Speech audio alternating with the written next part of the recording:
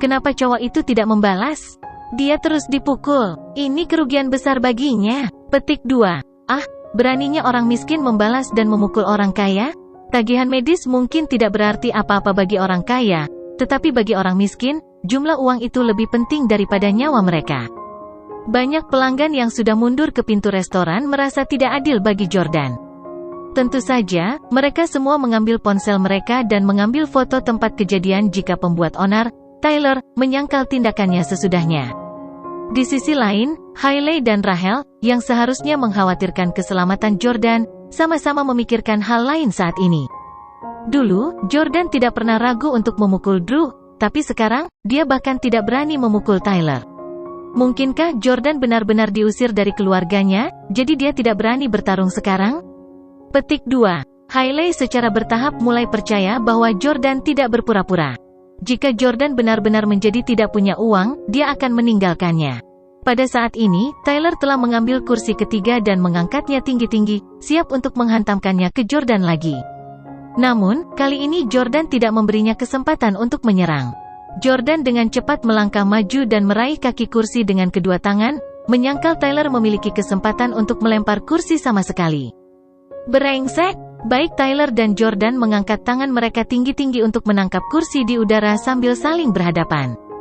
Tyler hampir mengerahkan seluruh kekuatannya, dan pembuluh darah di wajahnya juga menonjol. Namun, dia masih tidak bisa menahan Jordan. Pada saat ini, Chaiden tiba-tiba berjalan, mengambil garpu, dan mencoba menusuk mata Jordan. Tangan Jordan terangkat tinggi di atas kepalanya saat berjuang melawan Tyler. Pada saat ini, dia tidak memiliki tangan ekstra untuk berurusan dengan Chaiden, jadi Chaiden ingin mengambil kesempatan untuk menusuk matanya. Bagaimanapun, dia akan mampu membayar tagihan medis terlepas dari berapa biayanya. Dia kemudian dapat menggunakan koneksinya untuk menemukan pengacara terbaik, dan begitu dia memenangkan gugatan, dia tidak perlu masuk penjara. Namun, bagaimana keturunan keluarga Steele bisa diserang dengan mudah? Steele telah menempatkan Jordan melalui pelatihan seni bela diri sejak dia masih muda untuk dilengkapi dengan keterampilan yang dibutuhkan untuk mengatasi saat-saat kritis seperti itu. Jordan tiba-tiba mengangkat kaki kanannya dan menendang paha Tyler. Itu bukan tendangan dari depan, tapi tendangan ke atas dari bawah. Aduh! Tyler menjerit histeris kesakitan sementara tangannya menjadi tak berdaya saat dia melepaskan kursi dan jatuh ke tanah. Pada saat ini, Chaiden sudah memegang garpu dan mencoba menikam Jordan di wajahnya. Jordan melepaskan dan dengan cepat berbalik ke samping untuk menghindar, menyebabkan Chaiden kehilangan wajahnya. Setelah itu, Jordan meraih tangan kanan Chaiden dan menggenggam dua jarinya dengan erat. Selanjutnya, ada suara berderak yang keras dan renyah. Jeritan Chaiden bahkan lebih melengking dan menyedihkan daripada jeritan Tyler, dan dia langsung berlutut di depan Jordan. Ya Tuhan, suara apa itu? Jari-jarinya sepertinya patah. Iya, mereka rusak. Jari-jari pewaris generasi kedua yang kaya itu mungkin lumpuh. Petik 2. Semua orang ngeri setelah mendengar suara renyah tadi. Memang, serangan Jordan ke Chaiden sangat kejam. Itu bahkan lebih brutal daripada serangan Tyler. Pada dasarnya, mereka yang jarinya dipatahkan oleh Jordan sedemikian rupa tidak akan pernah bisa pulih sepenuhnya. Chaiden bisa melupakan menggunakan dua jari itu lagi selama sisa hidupnya. Berbicara secara logis, Tyler pernah tidur dengan Hailey sebelumnya, tetapi Chaiden hanya pernah memeluknya.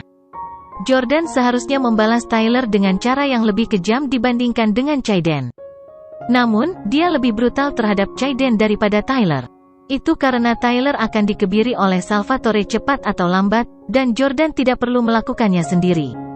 Dia hanya perlu menendang Tyler. Selain itu, meskipun Hailey telah tidur dengan Tyler, dia tidak pernah benar-benar menyukainya sebelumnya. Tyler hanya mendapat keuntungan karena Jordan tidak punya uang saat itu. Itu berbeda dalam kasus Chaiden. Ketika Jordan masih menjadi presiden S Corporation, Hailey tetap mengadakan pertemuan rahasia dengannya, menunjukkan bahwa Hailey menyukainya. Jordan secara alami memendam permusuhan yang lebih besar terhadap Chaiden. Hailey telah berselingkuh secara fisik dan emosional dengan Tyler dan Chaiden, masing-masing, tetapi Jordan lebih suka yang pertama. Sayangnya, Hailey yang tak tahu malu telah melakukan keduanya. Pada saat ini, Hailey menutupi wajahnya dengan ngeri. Dia hanya melihat Jordan memukul mereka berdua, tetapi dia tidak menyadari bahwa bagian-bagian di mana Jordan memukul Tyler dan Caden semuanya terkait dengannya. Rahel berkata sambil tersenyum, "Haha, Jordan benar-benar berani memukul mereka. Itu hanya berarti dia tidak takut akan masalah, dan pengusirannya mungkin palsu." Tyler dan Caden sama-sama terbaring di tanah dan menjerit kesakitan saat ini, sama sekali tidak mampu melawan. Hailey buru-buru datang dan menarik Jordan. "Hubie, berhenti memukul mereka." Dia takut Jordan mungkin berakhir membunuh atau melumpuhkan Caden dan Tyler dan akhirnya harus menghabiskan sisa hidupnya di penjara. Jika itu terjadi, Hailey tidak akan memiliki orang lain untuk dinikahi sesudahnya. Kekhawatiran seperti itu perlu karena insiden ini memang terjadi dalam kehidupan nyata. Ada kejadian di mana perkelahian antara saingan cinta berakhir dengan satu mati dan yang lain di penjara. Dia telah menyaksikan sendiri peristiwa seperti itu 2 tahun lalu di Orlando. Ada sebuah kejadian di mana seorang pria membunuh pria lain di jalan, tetapi kemudian terungkap bahwa korban pembunuhan itu berselingkuh dengan istri pria itu. Lucunya, sang istri menangis tak henti-hentinya saat tiba di lokasi kejadian. Ketika si pembunuh dibawa pergi oleh polisi, dia secara mengejutkan sangat tenang dan bahkan berkata kepada istrinya yang selingkuh, "Sayang, jaga anak-anak kita dengan baik." Di internet, banyak orang mengungkapkan rasa kasihan mereka kepada pria itu. Mereka merasa kasihan padanya karena harus menghabiskan sisa hidupnya di penjara karena seorang wanita yang tidak tahu malu. Di sisi lain, wanita yang berselingkuh dibiarkan lolos tanpa konsekuensi dan bahkan bisa terus mencari pria baru. Setelah Hailey berjalan mendekat, Jordan berhenti memukul Caden. Suasana hatinya sekarang mirip dengan pria yang telah membunuh kekasih istrinya. Dia marah. Namun, dia tidak bodoh dan tidak akan merusak masa depannya untuk wanita seperti Hailey. Bahkan jika Jordan adalah putra keluarga Steele, membunuh seseorang di depan umum akan menyebabkan dia diasingkan dari negara itu, dan dia harus tetap bersembunyi di luar negeri untuk menghindari hukum. Panggil polisi, hubungi polisi segera. Saya ingin menempatkan dia di balik jeruji besi. Caden berteriak kesakitan. Tyler memaksa dirinya untuk menahan rasa sakit sambil mengeluarkan ponselnya untuk memanggil polisi. Segera, polisi tiba, dan mereka bertiga ditangkap. Karena Caden dan Tyler terluka, mereka tidak langsung dibawa ke rumah sakit melainkan dibawa ke rumah sakit. Setelah beberapa jam interogasi, polisi membebaskan Jordan pada pukul 6 malam. Banyak pelanggan restoran telah merekam video pertengkaran itu, dan Jordan jelas memukul mereka untuk membela diri. Jika Jordan terus menyerang setelah mereka berdua dirobohkan, itu akan menjadi serangan yang disengaja. Menurut instruksi kakeknya, Jordan mempelajari hukum dan peraturan berbagai negara dan sangat akrab dengan sistem peradilan. Dia juga tahu sejauh mana dia bisa memukul seseorang tanpa mendapat masalah dengan hukum sesudahnya. Jordan berjalan keluar untuk melihat Hailey, Rahel, dan Victoria berada di kantor polisi. Jordan tersenyum dan mengangguk pada Victoria. Kepala yang menginterogasinya barusan agak sopan padanya. Jordan tahu bahwa Victoria pasti menggunakan koneksinya untuk membantunya mendapatkan perlakuan khusus itu. "Suamiku, bagaimana? Apakah semuanya baik-baik saja?" Hailey melangkah maju untuk bertanya. Jordan berkata, "Saya tidak harus ditahan untuk saat ini, dan saya bisa pulang. Tetapi jari Caden Huxley patah, jadi saya harus membayar biaya pengobatan. Sayang, saya tidak punya uang sekarang. Saya khawatir saya harus menggunakan uang Camdens." Hailey tampak sedikit tidak senang karena mimpinya adalah membelanjakan uang suaminya, tetapi dia tidak berharap itu menjadi sebaliknya sekarang. Victoria memandang Hailey dengan sangat jijik. Keluarga Camdens sekarang dianggap sebagai keluarga tingkat pertama di Orlando, semua berkat Jordan. Kalau tidak, mereka tidak bisa berkembang begitu cepat.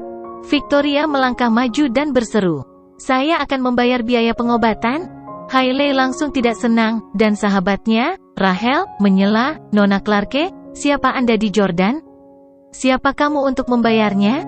Victoria membungkuk dengan dingin sebelum mengoceh, "Aku hanya takut seseorang tidak tahan berpisah dengan uang mereka."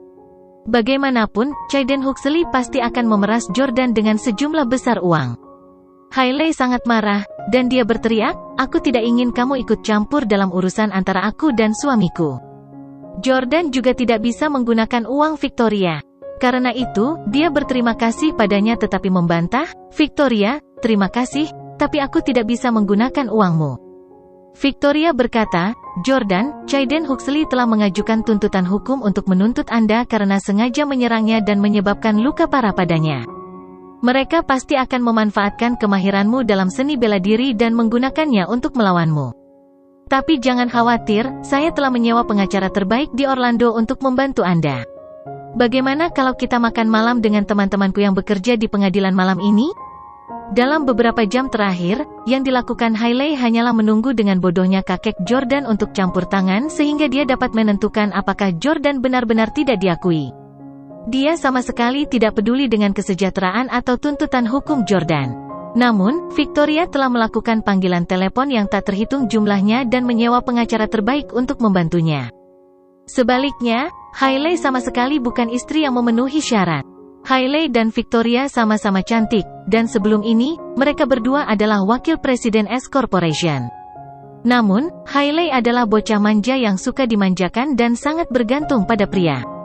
Di sisi lain, Victoria benar-benar dapat menangani semuanya secara mandiri dan merupakan wanita karir yang kuat, mendominasi, dan mandiri yang akan mempermalukan pria sekalipun. Hailey memiliki rasa rendah diri ketika dia berada di sekitar Victoria, jadi dia jelas tidak dalam suasana hati yang baik. Dia membentak dengan singkat, "The Camdens berkenalan dengan pengacara dan teman-teman yang bekerja di pengadilan juga. Kami tidak perlu merepotkan Anda, Nona Clarke. Jordan, ayo pergi." Hailey memelototi Victoria dengan iri dan berjalan pergi. Jordan mengangguk pada Victoria dengan rasa terima kasih dan pergi juga. Jordan telah mementaskan game ini sendiri, dan dia dan Hailey adalah satu-satunya karakter utama. Karena itu, dia tidak ingin Victoria terlibat di bangsal VIP berkebutuhan khusus di Orlando Regional Medical Center. Pada saat ini, Chaiden sedang berbaring di ranjang rumah sakit dengan tangan kanannya digips. Memegang sebatang rokok di tangan kirinya, matanya penuh air mata, keputusasaan, dan kemarahan. Dia adalah satu-satunya pasien di bangsal, dan dia ditemani oleh Sane, saudaranya. Setelah pertengkaran itu, Chaiden menelepon Sane, yang segera bergegas ke Orlando setelah mendengar apa yang terjadi. "Sane, jangan beritahu kakek tentang ini untuk saat ini. Jauhkan dari orang tua kita juga," Chaiden berkata kepada Sane sambil merokok. Sane menghela nafas kecewa, mengetahui bahwa Chaiden tidak ingin membuat kakek mereka marah. Chaiden selalu sombong karena keluarganya sering masuk dalam daftar keluarga terkaya di negara itu. Selain itu, dia tampan dan cenderung akademis. Dalam hal hubungan, pekerjaan, atau akademis, dia tidak pernah mengkhawatirkan keluarganya karena dia bisa menanganinya sendiri. Sekarang setelah hal seperti ini terjadi, dia merasa terhina dan menyesal telah mempermalukan keluarganya. Sane berkata, "Chaiden, mengapa kamu melakukan hal bodoh seperti berkelahi? Kami dimuat. Kami hanya bisa mempekerjakan seseorang untuk memukuli orang yang ingin Anda tangani." Petik 2. Chaiden menghela nafas dan berkata, "Saya membiarkan Tyler memukulnya terlebih dahulu, dan saya menyadari bahwa dia tidak berani membalas tidak peduli seberapa keras Tyler memukulnya. Itu sebabnya aku punya nyali untuk mencoba menusuknya dengan garpu. Siapa yang tahu dia akan membalas begitu aku pergi?" Chaiden memang mengirim rekaman audio Tyler tidur dengan Hailey. Tetap saja, tidak mungkin Jordan bisa mengetahui bahwa Chaiden adalah pengirimnya. Hailey tidak mungkin sebodoh itu untuk berterus terang dengan Jordan tentang pertemuan rahasianya dengan Chaiden. Satu-satunya kemungkinan adalah bahwa Jordan telah lama mencurigai Hailey dan diam-diam mengirim seseorang untuk membayangi dia setiap hari. Namun, menurut Hailey, Jordan sangat mempercayainya dan tidak akan pernah melakukan hal seperti itu. Bahkan, dia bahkan tidak tahu kata sandi ponselnya. Sane berkata dengan marah, "Jangan khawatir, aku sudah menyewa pengacara. Setelah kami memastikan bahwa dia memiliki latar belakang seni bela diri, tindakannya yang mematahkan jarimu dapat dihitung sebagai tuduhan yang lebih berat terhadap baterai atau bahkan percobaan pembunuhan. Ketika saatnya tiba, kita bisa mengirimnya ke penjara." Sane melemparkan rokoknya ke tanah dengan marah. "Aku tidak ingin dia masuk penjara. Dia tidak akan banyak menderita, dan dia juga diberi makan. Aku ingin dia membayarnya kembali dengan darah. Karena jariku patah, aku akan memotong jarinya juga." Orang kaya cenderung membenci betapa berbelas kasihnya hukum dan lebih suka menggunakan kekuatan mereka untuk membalas dendam. Ketuk-ketuk. Pada saat ini, Tyler mengetuk pintu 2 kali dan terlatih-tatih masuk. Jordan tidak memukul Tyler dengan keras, jadi cedera Tyler tidak dianggap serius. Tubuhnya masih berfungsi dengan baik, meskipun akan terasa sakit untuk berjalan. San, Tyler menyapa Sane sambil tersenyum. Dalam kemarahan, Sane menamparkan wajah Tyler. Memukul. Persetan, jika kamu tidak datang ke New York untuk mencari kami, Chaiden tidak akan mengalami kesulitan seperti itu. Sane dan Chaiden memiliki hubungan yang sangat dekat, tidak seperti beberapa saudara yang tidak akur karena mereka keluar untuk bersaing satu sama lain untuk aset keluarga. Itu semua berkat didikan dan ajaran kakek mereka. Tyler sangat tidak puas telah menderita pemukulan juga. Tetap saja, sekarang, dia tidak punya pilihan selain menyedotnya dan menghormati Huxley karena dia membutuhkan mereka untuk membalaskan dendamnya. Tyler menamparkan dirinya sendiri 2 kali. Ya, aku pantas mati? Itu semua salahku. Namun, kita tidak bisa membiarkan masalah Jordan Steele mematahkan jari Chaiden. Dia sekarang menjadi pria yang tidak punya uang. Membunuhnya sekarang akan semudah menghancurkan semut. Sane memelototi Tyler dan berkata, Chaiden ingin memotong jarinya. Tyler sangat gembira.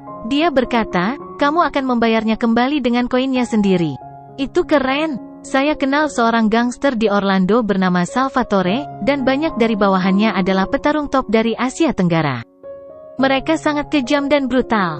Selain itu, begitu mereka menyelesaikan pekerjaan, mereka akan mengambil uang itu dan meninggalkan negara itu. Tidak ada yang bisa menemukan mereka kalau begitu. Petik 2. Sane, apakah kamu ingin aku mengatur agar kamu bertemu Salvatore? Sane memikirkannya. Dia memang berteman dengan beberapa gangster, tetapi karena mereka sekarang berada di Orlando, dia pikir lebih baik menyerahkannya kepada orang lain dari Orlando. Bagus, mari kita makan malam-malam ini, kata Sane. Pukul 11 malam, Jordan tiba-tiba menerima telepon dari Pablo. Jordan telah menyimpan nomor Pablo sebagai nama kontak acak di ponselnya, tetapi dia ingat 4 digit terakhir adalah 4444. Secara kebetulan, Hailey pergi mandi pada saat ini, jadi Jordan segera mengambilnya. Bicaralah, kata Jordan dingin. Pablo berkata, Tuan, Jordan, Sane Huxley ada di sini di Orlando, dan dia mencari Salvatore. Dia menawarkan $3 juta untuk jari telunjuk dan jari tengah kananmu untuk dipotong. Jari telunjuk dan tengah tangan kanannya. Itu adalah jari-jari di tangan kanan Chaiden yang telah dipatahkan Jordan. Penyebab langsung lumpuhnya jari-jari Chaiden adalah perselingkuhannya dengan istri Jordan. Tampaknya Chaiden bermaksud untuk membayarnya kembali dengan koinnya sendiri. Jordan menyukai taktik itu. Jordan tersenyum acuh tak acuh dan bertanya, apa yang dikatakan Salvatore? Pablo berkata, Salvatore menyetujuinya karena dia takut Sane Huxley akan mempekerjakan orang lain untuk melakukannya jika dia tidak melakukannya. Dan, Jordan, saya tidak memberi Salvatore instruksi apapun karena Anda menginstruksikan kami untuk tidak melakukan apapun pada keluarga Huxley dan Collins untuk saat ini. Oke, Jordan menyetujui. Memang, dia belum berencana untuk membunuh mereka karena dia menyimpannya setelah perceraiannya. Jordan menutup telepon tanpa mengatakan apa-apa lagi. Yang mengejutkannya, Victoria menelepon begitu dia menutup telepon. Jordan sedikit terkejut. Sejak dia berdamai dengan Hailey, Victoria jarang meneleponnya pada jam selarut ini karena dia adalah wanita bijaksana yang tahu batasannya. Halo, Jordan menjawab telepon. Victoria berbicara dengan nada mendesak, dan dia tampak sangat bingung. Yordania, berita buruk, saya mendengar bahwa keluarga Huxley telah menyewa seorang pembunuh dan menawarkan $6 juta untuk memotong 3 jari Anda. Jangan keluar selama 2 hari ke depan. Dia tidak berharap Victoria menjadi sangat berpengetahuan. Seperti yang diharapkan dari seseorang yang telah mengukir karir di Orlando selama bertahun-tahun, dia memiliki jaringan koneksi yang luas dengan pengusaha dan juga gangster. Meskipun informasi yang diperoleh Victoria tidak cukup akurat, itu bisa dimengerti. Pada saat ini, Hailey baru saja keluar dari kamar mandi, mengenakan jubah mandi dan sandal rumahnya. Karena hanya pada tahap awal kehamilannya, benjolan bayinya hampir tidak terlihat, dan sosoknya memikat. Dengan siapa kamu berbicara melalui telepon? Hailey bertanya sambil menyeka rambutnya yang basah dengan handuk. Ini Victoria, jawab Jordan Hailey. Hailey menjadi marah dan membentak, mengapa kamu berbicara dengannya pada jam selarut ini? Tutup sekarang. Jordan tidak senang. Jadi kamu bisa berbicara dengan Chaiden Huxley di telepon larut malam, tapi aku tidak bisa melakukan hal yang sama dengan Victoria? Lagi pula, aku sedang berbicara dengan Victoria tentang masalah serius, dan kami tidak pernah saling menggoda. Apa yang kamu dan Chaiden Huxley bicarakan selama panggilan teleponmu? Jordan tidak ingin berdebat dengannya, jadi dia berkata kepada Victoria dengan lembut, "Mengerti, Victoria, terima kasih." Jordan kemudian menutup telepon, merasa lebih berterima kasih kepada Victoria. Victoria tampak benar-benar menyukai Jordan karena dia sangat baik padanya meskipun dia sekarang tidak punya uang. Pada hari itu, dia telah mengajari Tyler pelajaran atas nama Jordan, dan kemudian, ketika dia mengetahui bahwa Jordan mendapat masalah dengan hukum, dia membantunya dengan menggunakan koneksi pribadinya. Setelah mengetahui bahwa seseorang akan menyakiti Jordan, dia segera memanggilnya untuk mengingatkannya. Pada saat ini, Jordan merasa dicintai dan diperhatikan, yang tidak pernah dirasakan oleh Hailey. Mungkin, begitu Jordan menceraikan Hailey, dia bisa memilih untuk berkencan dengan Victoria. Setidaknya, seorang wanita seperti dia layak mendapatkan bagian dari warisan Stellus. Hailey merasa sedikit cemburu, dan dia sekali lagi bertanya, "Apa yang kalian bicarakan tadi? Sudah berapa lama Anda bertelepon dengannya?" Victoria Clarke yang kurang ajar itu tahu bahwa Anda sudah menikah, tetapi dia masih terus menggoda Anda. Sungguh wanita yang murah dan tak tahu malu. Jordan menjelaskan, "Victoria menelepon saya untuk memberitahu saya bahwa dia mendengar Chaiden Huxley telah menyewa seorang pembunuh untuk memotong jari saya seharga $6 juta. Hailey menjatuhkan handuk yang dia pegang karena kaget. "Apa? Dia ingin jarimu dipotong?" "Tidak mungkin." Hailey juga panik. Menurutnya, Chaiden adalah pria menawan yang tampaknya bukan seseorang yang akan melakukan hal kejam seperti itu. Hailey tidak mengambil handuk dan malah berjalan menuju Jordan. Dia meraih lengannya dan berkata, "Hubby, mengapa kamu tidak pergi dan meminta maaf kepada Chaiden dan mengakui kesalahanmu? Mungkin hal-hal tidak akan meledak di luar proporsi jika kita membicarakannya dengannya." Petik 2. Dia ingin Jordan meminta maaf kepada saingan cintanya? Di atas mayatnya, Jordan berkata dengan tegas, "Aku lebih baik masuk penjara daripada meminta maaf padanya. Lagi pula, aku tidak melakukan kesalahan sama sekali." "Kamu," Hailey tampaknya agak tidak senang. "Aku akan pergi jika kamu tidak mau. Aku akan pergi ke rumah sakit besok pagi dan meminta maaf padanya sambil meminta pengampunannya." Jordan berpunuk dengan dingin. "HMPH, mengingat hubungan antara kalian berdua, apakah masih ada kebutuhan untuk permintaan maaf? Kamu tidak perlu memohon padanya. Saya hanya akan tinggal di rumah dan tidak keluar. Ini bukan masalah besar." Meskipun Jordan tidak lagi menganggap Hailey sebagai istrinya, dia tetap tidak ingin dia bertemu dengan orang itu. Namun, Hailey bersikeras untuk itu. "Kamu bisa memilih untuk tidak keluar selama sehari, tetapi kamu tidak bisa bersembunyi selamanya. Jangan ikut campur. Karena saya istri Anda, saya harus melakukan sesuatu untuk Anda, atau wanita itu Victoria Clarke akan berbicara buruk tentang saya lagi. Aku akan pergi ke rumah sakit untuk menjenguknya bersamamu besok pagi. Itu diselesaikan kalau begitu." Petik 2. Hailey tegas dan bersikeras, tidak memberi Jordan kesempatan untuk menolak. Setelah itu, Hailey melanjutkan mengeringkan rambutnya dengan pengering rambut, dan mereka berbaring di ranjang yang sama dengan tenang tanpa berbicara satu sama lain sepanjang malam. Hailey bangun pagi-pagi sekali dan membuat air madu untuk dirinya sendiri. Dia bahkan memilih beberapa pakaian di ruangan itu. Satu demi satu, Hailey terus mencoba pakaian yang dia pilih dan memeriksa dirinya di cermin. Setiap pakaian yang dia pilih sangat cantik, dan itu semua adalah pakaian yang akan dia pakai hanya untuk acara-acara penting. Ketika Jordan bangun, dia memandang Hailey, yang sedang berdandan di depan cermin, dan bertanya, "Sayang, mengapa kamu semua berdandan ketika kita hanya akan mengunjungi pasien? Lagi pula, kamu tidak perlu memakai gaun, kan?" Kesal dengan kata-katanya, Hailey membalas, "Kamu benar-benar seorang chauvinis laki-laki. Mengapa Anda mencoba memutuskan apa yang harus saya kenakan dan memberitahu saya apakah saya harus mengenakan gaun atau tidak? Cuacanya sangat panas hari ini, apakah Anda mengharapkan saya untuk memakai celana jeans saja? Untuk siapa aku berdandan? Ini untukmu, bukan? Aku akan memohon padanya demi kamu, oke?" Petik 2. Bisakah kamu memiliki hati nurani? Anda telah menyakiti seseorang, tetapi Anda tidak memiliki cukup uang untuk mengkompensasi orang yang Anda lukai. Sekarang istri Anda membantu Anda menyelesaikan masalah ini, Anda masih mengoceh tentang ini dan itu. Jordan tersenyum menghina. Dia benar-benar ingin mengekspos Hailey di tempat dan membiarkannya tahu bahwa dia sudah lama mengetahui tentang hubungannya dengan Chaiden. Namun, Hailey akan tahu bahwa dia berpura-pura diusir dari keluarganya jika dia melakukan itu. Jordan tidak mengatakan apa-apa lagi dan malah kembali tidur. Di sisi lain, Hailey berdandan dan pergi ke rumah sakit.